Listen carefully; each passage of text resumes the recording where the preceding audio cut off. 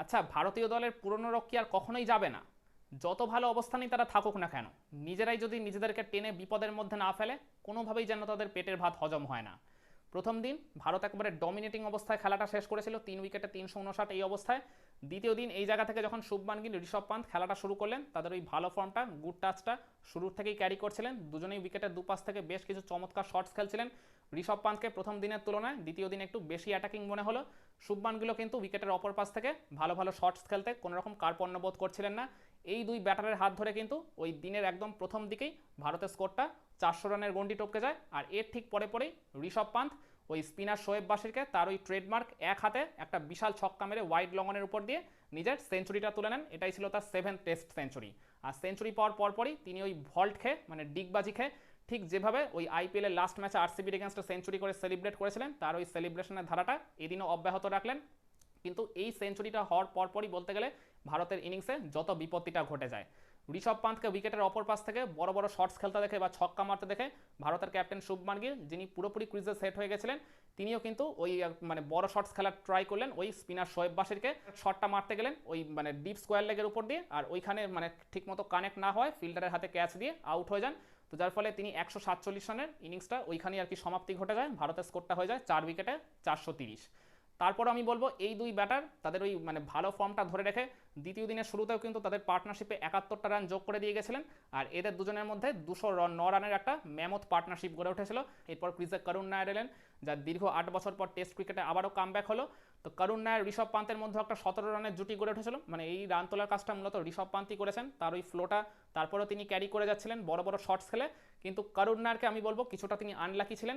ওই বেন স্টোকসের একটা outside the of stump ডেলিভারিতে তিনি ওই আপিস ড্রাইভ করতে গিয়ে ওই শর্ট কভারে ফিল্ডিং করা অলি পোপকে একটা মানে ক্যাচ দিয়ে বসেন। মানে ডেফিনেটলি ওই জায়গায় ক্রেডিটটা পুরোপুরি অলি পোপেরই প্রাপ্য।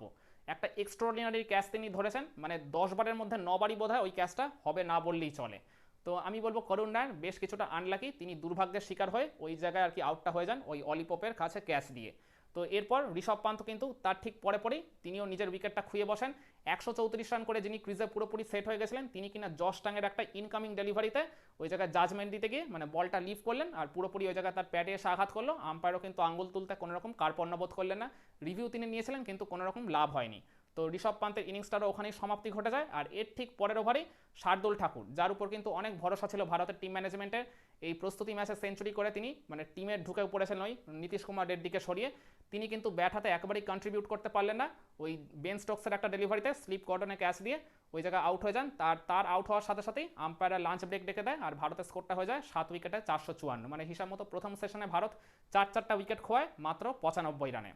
আর এরপর লাঞ্চ ব্রেক থেকে ফিরে এসে ভারতের বাকি 3টা উইকেট তুলে নিতে আর কোনো রকম মানে দেরি হয়নি। ওই জশ টাঙের তিনি একাই আর কি বলতে গেলে শেষ 3টা উইকেট তুলে নিলেন। প্রথমে জসপ্রীত বুমরাকেও ওই স্লিপ কর্ডনে ক্যাচ মানে আউট করে ফেরত পাঠালেন প্যাভিলিয়নে। আর এরপর রবীন্দ্র জাডেজা তিনি 2টা বাউন্ডারি মেরে একটু আর কি আশা দেখাচ্ছিলেন ভারতীয় সমর্থকদের, কিন্তু মানে জশ টাঙের একটা ইনকামিং ডেলিভারিতে তিনি ওই জায়গায় ইনসাইডে ছয় পুরোপুরি বোল্ড হয়ে যান। আর এরপর প্রসিদ্ধ কৃষ্ণাকে একটা মানে র পেসার একেবারে একটা ইয়র্কারে তার স্টাম্পটাও পুরোপুরি ছিটকে দিয়ে ভারতকে ওই জায়গায় অল আউট করে দেন মাত্র 471 রানে। মাত্র কথাটা কেন বলছি, কারণ ভারত তো খেলাটা শুরু করেছিল 3 উইকেটে 359 এই অবস্থায়। মানে হিসাব মতো দ্বিতীয় দিন ভারত তুলতে পেরেছে মোটে 112টা রান আর খুঁয়েছে 7টা উইকেট। আর আমি যদি ঋষভ পান্ত আর শুভমান গিলের পার্টনারশিপটা ভেঙে যাওয়ার পর থেকে যদি কাউন্ট করি, তাহলে ভারত তাদের লাস্ট 6 উইকেট হারিয়েছে মাত্র 24 রানে। সাম্প্রতিক সময় ভারতের টেস্ট ক্রিকেটের ইতিহাসে এরকম ভয়ঙ্কর রকমের ব্যাটিং বিপর্যয় ঘটেছে বলে আমার আর মনে পড়ছে না। তো এরপর ইংল্যান্ডের 2 ওপেনার বেন ডাকেট আর ওই জ্যাক ক্রলি যখন ওপেন করতে নামলেন, তাদের ইনিংসের শুরুটাও কিন্তু খুব একটা ভালো হয়নি। শুরুতে জ্যাক ক্রলি একটা লাকিলি আউটসাইডে হয়ে বাউন্ডারি পেয়ে গেলেও এরপর প্রথম ওভারের একদম লাস্ট ডেলিভারিতেই জসপ্রীত বুমরার একটা লেংথ ডেলিভারিতে তিনি আউটসাইডে হয়ে ওই স্লিপ কর্ডনে ফিল্ডিং করা করুণ নায়ারের হাতে ক্যাচ দিয়ে আউট হয়ে যান। তো 4 রানে ইংল্যান্ড কিন্তু প্রথম উইকেটটা খোয়ায়। এরপর দ্বিতীয় উইকেটে ওই মানে তিনে ব্যাটিং করতে নামা অলি পোপ আর আরেক ওপেনার বেন ডাকেটের মধ্যে একটা 122 রানের ফ্যান্টাস্টিক পার্টনারশিপ গড়ে ওঠে। এই জুটিটার উপর ভর করে কিন্তু ইংল্যান্ড ম্যাচে আবার বেশ ভালোভাবে কামব্যাক করে। কিন্তু আমি বলবো এই জুটিটা এত বড় হতো না।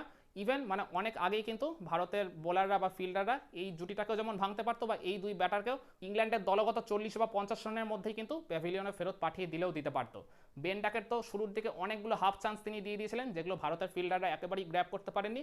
আর সবচেয়ে ভালো যে তিনি সুযোগটা দিয়েছিলেন তার ব্যক্তিগত 16 রানের মাথায় ওই ব্যাকওয়ার্ড পয়েন্টে রবীন্দ্র জাডেজাকে একটা ক্যাচ দিয়ে দিয়েছিলেন।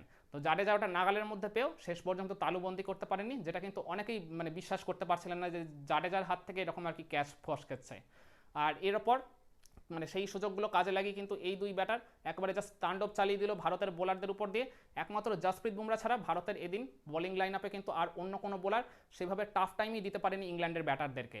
মানে সেই রকম পেনিট্রেশনটাই তারা ওই জায়গায় দিতেই পারেনি ইংলিশ ব্যাটারদেরকে। মানে সেই সুযোগটা কাজে লাগিয়ে কিন্তু এরা একবারে দেদার্সে রান তুলতে থাকে।